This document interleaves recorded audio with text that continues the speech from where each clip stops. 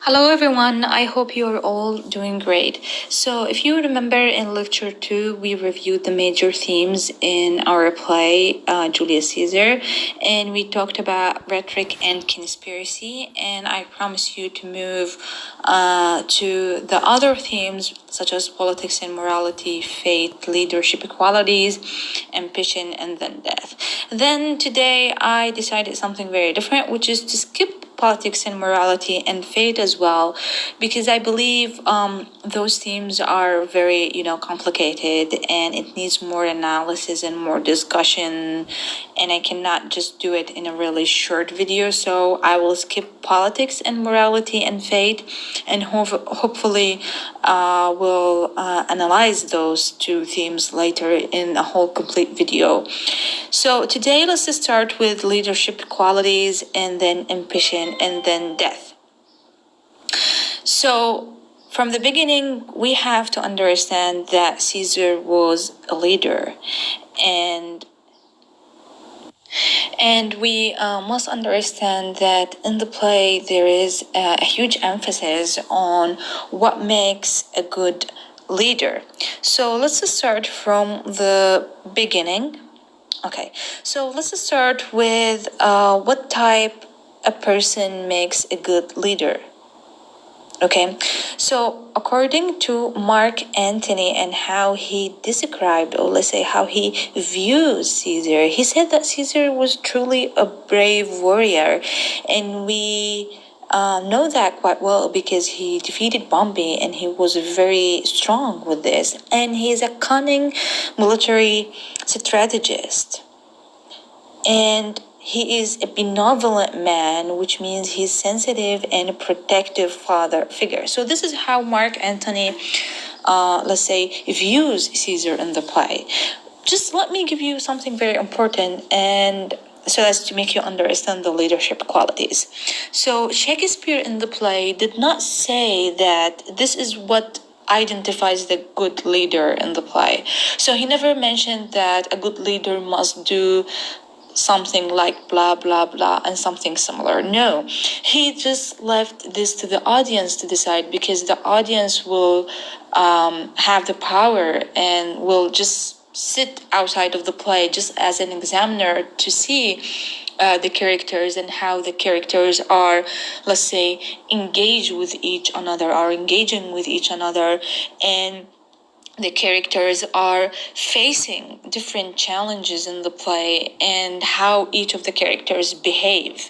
So the audience themselves will decide whether this is a good leader or not. And we as readers as well also let's say we also knew a little bit about each character. So student, if I ask you a question, what makes let's say a leader is a good leader, what makes the leadership, or for example, what is the qualities of the good leader? Okay, so don't be hesitated or feel afraid to answer the question, because it's based on your opinion. So if you see Caesar as a good leader, just mention that to me, and we will go through each one of the main characters right now, such as Proteus, Antony, Cassius, and also Caesar. So we knew that Caesar is a good brave warrior, and we know that he's a benevolent man, as Antony said that. But we have to understand, this is a very important question. Can a leader have physical weaknesses and still rule successfully? So this is very important. Why? This is very important a question, because Caesar himself, if you remember in Act 1, one of his ear is deaf, like he cannot hear clearly. If you do remember, when he was speaking with Antony, he told him, come from this side, because this ear is deaf, I cannot hear you. Okay, and if you do also remember that when the people offered him the crown 3 times, he fall on the ground and he was shaking, which means that he had the falling sickness. And guys, what is the falling sickness? Falling sickness is a disease. So he was suffering from what we can call it.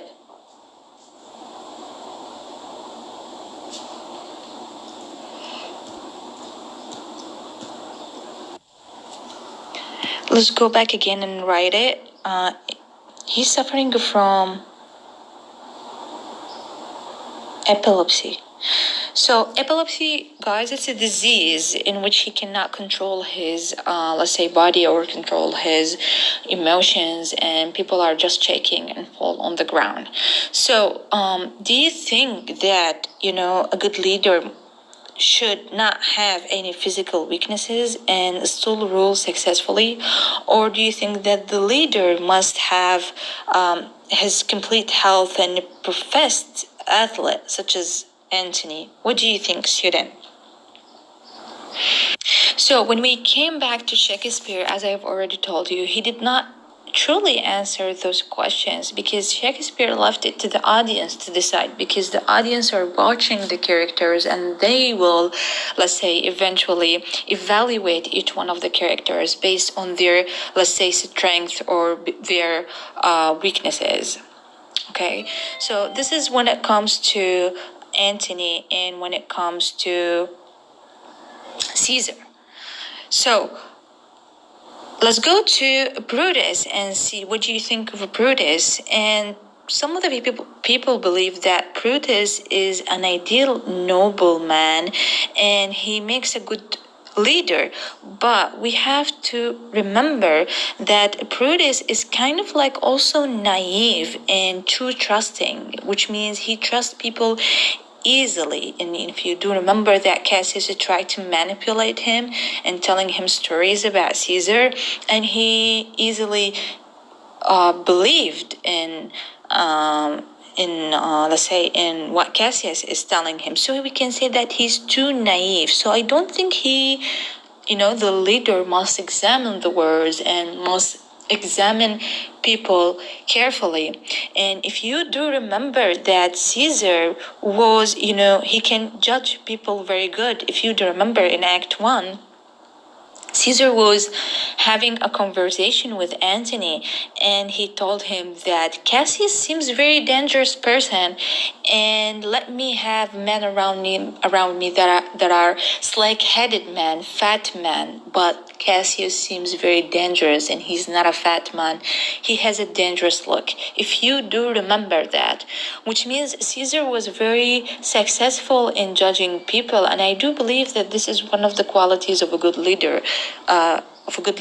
But Brutus was, on the contrary, too naive, and he, as if he just blindly followed Cassius and the conspirators. Okay, so when you go back also to Shakespeare regarding the women roles in the play, so we will go to that information later, but Shakespeare did not really assign women to any leadership or to any leader qualities in the play, whether the role is very, let's say, dismissed kind of, or a little bit not as it is supposed to be as Brutus and as other characters. So when we come to Antony and examine his leadership qualities, we know that Antony was very close to Caesar, and he was actually in a position of leadership in the play. And he was his friend and he behaves loyal, but he's also deceptively cunning in a way that he deceived Brutus, telling him, I will speak in Caesar's funeral and I will not harm you, rather I will only praise Caesar and that's it. But what he did in the funeral, if you do remember the acts that the videos that I've already posted time before, and if you do remember, like he tried to manipulate people and he stirs their emotions and feelings, and they moved against Brutus. And a very important note that Antony think of himself for himself, which means whenever he want to do something, he do it for himself. On the contrary, Cassius is standing behind people, which means Cassius cannot do everything by himself. Rather, he needs support and help from other people. For example, do you remember when he tried to kill Caesar, and instead of doing that himself, rather he just recruit people, and he just, as if he's standing behind, okay, behind Brutus and behind the conspirators, and he's planning the conspiracy thing. Okay, so ultimately, only the individual audience member or reader can decide whether Shakespeare recommends any of these characters as a model of a good leader, which means that Shakespeare left it to the audience or to the reader to decide which one of them is a good leader. But we have to know that Shakespeare seems to be saying something very important. Guys, try to highlight these lines because they are very important. Shakespeare said that all leaders have their faults, which means none of the good leaders is, let's say, a godlike figure not committing any faults. Even the good leaders themselves have their faults, and a good leader simply has fewer of them, but the only good leader have a few of these faults. So right now, if Caesar is a good leader, he has his faults, okay? And Brutus, if he's a good leader as well, he's also having his faults, but one of them is having less faults than the other. So those who have less faults than the others, this one can be considered as a good leader, okay? Because these faults, okay, can be overshadowed by the leader's strengths, which means these faults that the leaders have can be less important if it's compared to leaders' strength. I hope this is clear, student. Okay, so let's come to ambition and discuss what ambition means. So if we say, student, if we say that someone is ambition or have ambition or someone is ambitious, okay, in our normal life, we usually connotate it or just relate the ambition to something very positive, which means that person is ambitious because he want to become a doctor when he grew up, something like that, right?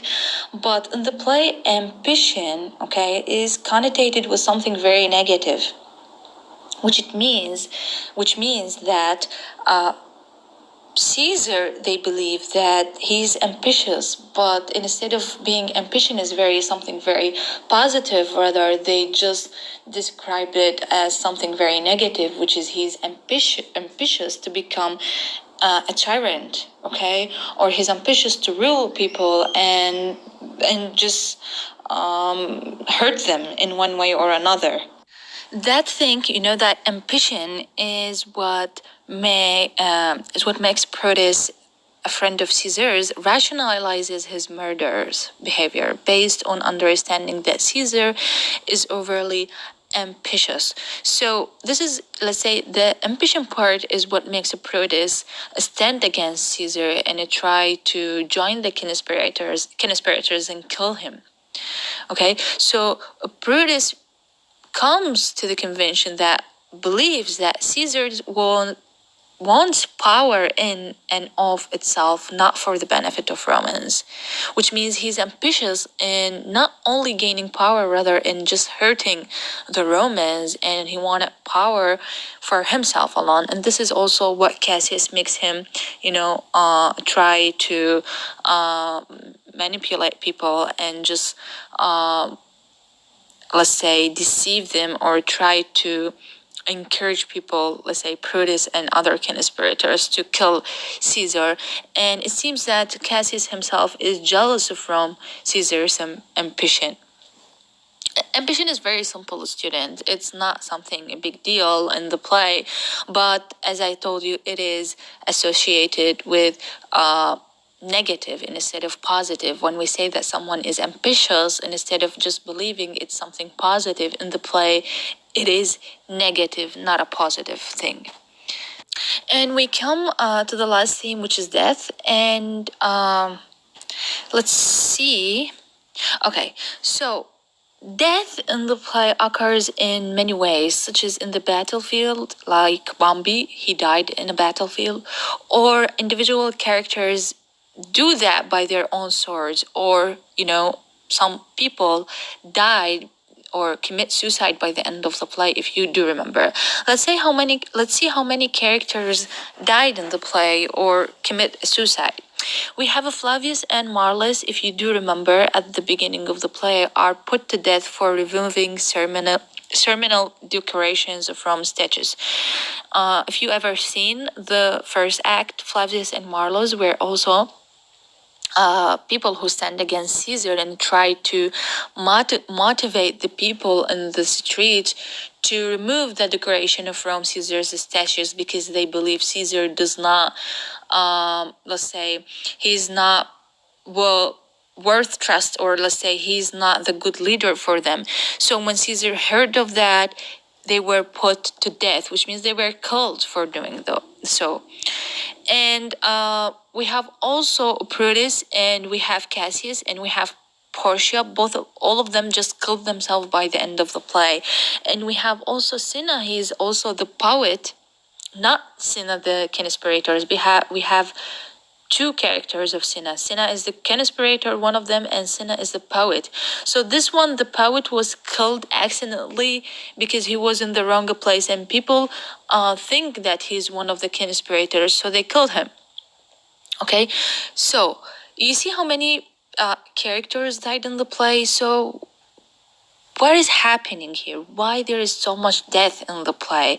So the emphasis on death in the play reflect the period which Caesar was lived, and the period during which Shakespeare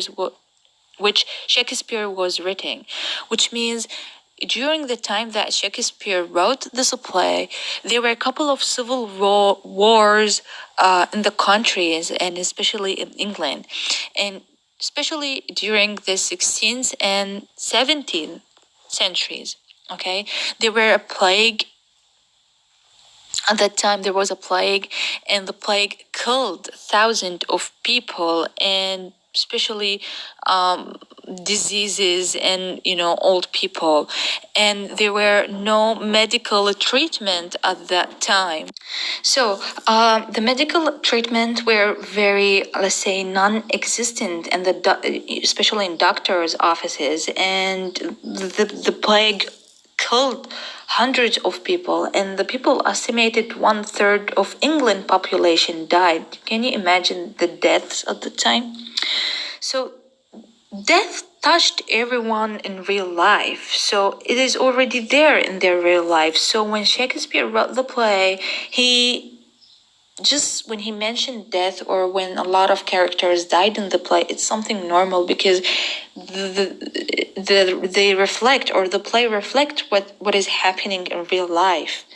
Okay, and the number of deaths in Julius Caesar a little bit might appear excessive to the modern reader. For the audience of the 16th century, as well for the people living in the first century, frequent deaths were to be expected, which means it is something normal among the audience. It's not something huge. But right now, when we hear the play, and we see that it is kind of like relevant to our life, because there is also, I'll say, a pandemic here, but it's not a plague, rather it is a coronavirus, right? So it is also associated to our real life, so there is a connection. I hope these themes are very clear. I will go through also the questions that I shared with you. And student, if I ask you a question, what makes a good leader? What makes a leader a good leader, let's say so, or what is the qualities of a good leader? So I don't want you just to be worried about your answer, because it's based on your understanding of the play. So if you say that Caesar is a good leader, then just mention why he's a good leader. And if you think Caesar is not a good leader, then also mention why he's not a good leader. Also, when it comes to Antony and Brutus, try to analyze their strengths and weaknesses. Okay, so this is all. This is This is what's important in the themes in the play. There are hundreds of themes actually, but I cannot go through all of them because I believe that we have a short time and due to our current situation. So I might probably, hopefully, do another video on politics and morality and on faith as well. But so far, student, I want you to focus on rhetoric and conspiracy. And I want you also to focus on leadership qualities, ambition, and depth. As I told you, we skipped politics and morality, and we skipped faith as well. Whenever you want to display this video, I highly recommend you change it from portrait to landscape because it will make the let's say the words wider than it is supposed to be. Because if you just display the video in portrait, then it might, the words might not be clear for all of you. That's all we have for lecture 3. Thank you for listening. Have a good day.